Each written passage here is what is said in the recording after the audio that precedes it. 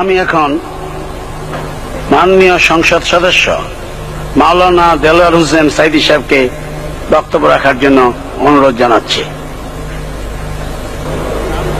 নাহমাদুহু ওয়া নুসাল্লি আলা রাসূলিহিল কারীম ওয়া আলা আলিহি ওয়া আসহাবিহি আজমাইন।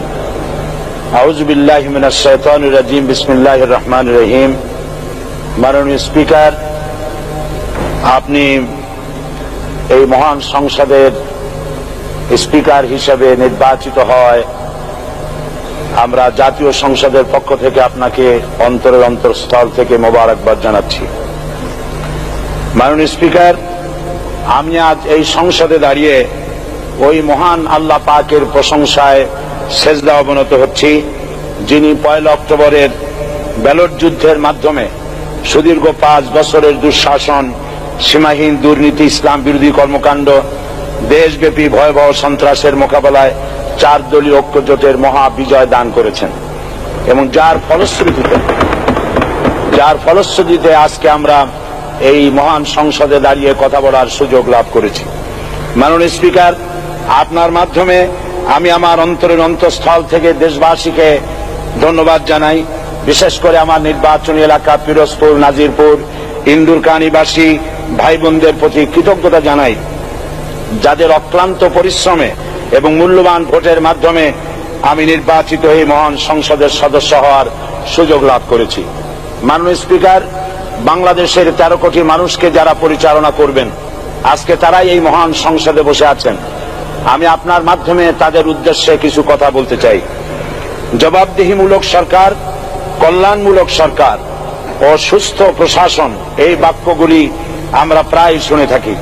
এই বাক্যগুলির অর্থ সরকার স্বৈরাচার নয়, বরং জনগণের কল্যাণে জনগণ নিকট দায়বদ্ধ সরকার, যা আব্রাহাম লিঙ্কনের ভাষায় by the people, for the people, of the people.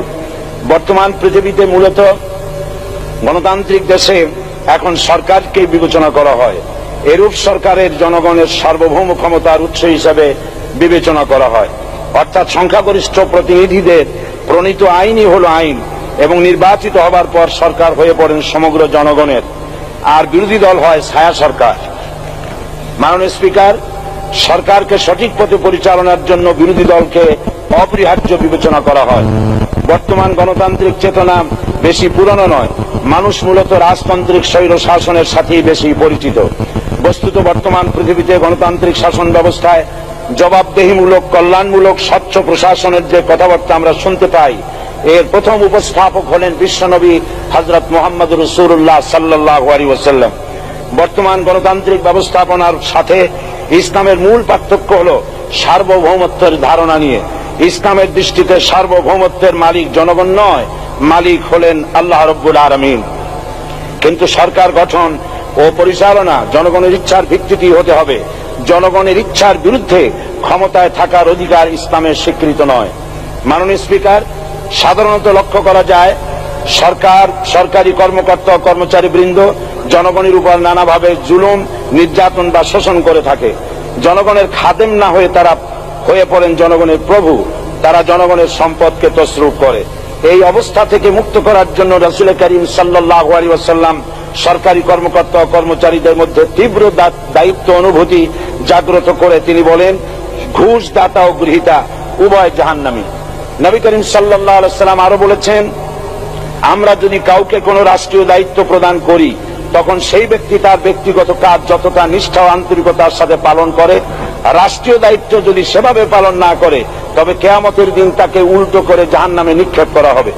রাষ্ট্রীয় সম্পদ তসরুপের ব্যাপারে কঠোর হুঁশিয়ারি উচ্চারণ করে বিশ্বনবী মুহাম্মদ রাসূলুল্লাহ সাল্লাল্লাহু আলাইহি ওয়াসাল্লাম বলেছেন, রাষ্ট্রীয় দায়িত্ব পালনকারী কেউ যদি 1 টুকরা সুতা বা তার চেয়েও ক্ষুদ্র কোনো জিনিস খেয়ানত করে, তবে কিয়ামতের দিন খেয়ানতের বোঝা মাথায় করে তাকে উঠতে হবে। মাননীয় স্পিকার, আল্লাহ রসুল যে সরকার ব্যবস্থা প্রতিষ্ঠা করেছিলেন, তা সত্যিকার অর্থে ছিল জনকল্যাণমূলক সরকার। তার সরকারের দায়িত্ব পালনকারী ব্যক্তিবর্গের মধ্যে চরম দায়িত্ব অনুভূতি জাগ্রত করে দেওয়া হয়েছিল। এটা সম্ভব হয়েছিল কেবলমাত্র আখিরাতের তীব্র বিশ্বাস ও মহান আল্লাহর দরবারে জবাবদিহিতার অনুভূতির মাধ্যমে। মানুষের নিকট জবাবদিহিতা পাশ কাটিয়ে যাওয়া যায়, কিন্তু আল্লাহর নিকট জবাবদিহিতা পাশ কাটানোর কোনো সুযোগ নেই। মাননীয় স্পিকার, নবী করিম সাল্লাল্লাহু আলাইহি সাল্লামের সরকার ব্যবস্থাপনায় সবাই যেমন আইনের দৃষ্টিতে সমান অধিকার ভোগ করেছে, ঠিক তেমনি ভাবে রাষ্ট্রের নাগরিক হিসাবে সবারই মৌলিক চাহিদাসমূহ পূরণ হয়েছে। ঋণগ্রস্ত এতিম অসহায় জনগণ রাষ্ট্রীয় তহবিল থেকে সহযোগিতা লাভ করেছে। মূলত এটা জনকল্যাণমূলক সরকারের ধারণা বিশ্ববাসী তখনই প্রথম অবলোকন করে। মাননীয় স্পিকার, নবী করিম সাল্লাল্লাহু আলাইহি সাল্লাম সরকারি কর্মকর্তাদের বিরুদ্ধে কোনো অভিযোগ পেলে তখনই ব্যবস্থা গ্রহণ করতেন। আইনের চোখে সবাই সমান এবং এ কারণেই শাসকদের আত্মীয় স্বজন কারো পক্ষে সম্ভব ছিল না জনগণের উপরে জুলুম করা। খলিফা ওমর রাদিয়াল্লাহু তাআলা আনহুর এক ছেলে অপরাধী প্রমাণিত হলে সে দণ্ডভোগ থেকে রেহাই পায়নি, এমনকি এতে তার মৃত্যুদণ্ড হয়েছিল। আবার খলিফা নিজেকে আইনের ঊর্ধ্বে মনে করতেন না, তাই বর্ম চুরির ঘটনা আলী রাদিয়াল্লাহু তাআলা আনহু কাজীর দরবারে সাধারণ ফরিয়াদির মতো উপস্থিত হন। নিজের ছেলে ও চাকরের সাক্ষী যথেষ্ট না হয় কাজী খলিফার বিপক্ষে রায় দেন। এখানে বিচার বিভাগ ছিল সম্পূর্ণ স্বাধীন এবং শাসন বিভাগের নিকট তার কোনো দায়বদ্ধতা ছিল না। মাননীয় স্পিকার, এসব হলো ইতিহাস। মুসলমান আজ অনুসরণ করতে চায় না তাদের অতীতের গৌরবোজ্জ্বল কর্মপদ্ধতিকে। সে এখন কাফির মুশরিকদের কিরানক স্বার্থ পূজারী আখেরাতে জবাবদিহিতা শূন্য বাগাড়ম্বর এক জাতি। মাননীয় স্পিকার, যে জাতির এক পূর্বসূরি মাথায় আটার বোঝা বহন করে নিয়ে চললেন আর বলে গেলেন, মানুষ কেন, ফোরাতের কূলে যদি একটি কুকুরও না খেয়ে মারা যায় তবে এই ওমর রাদিয়াল্লাহু তাআলা আনহুকে কিয়ামতের দিন আল্লাহর দরবারে জবাবদিহি করতে হবে। আর আজ সেই জাতির দায়িত্বশীলরা জনগণকে অভুক্ত রেখে তাদের মুখের গ্রাসে ভাগ বসায়।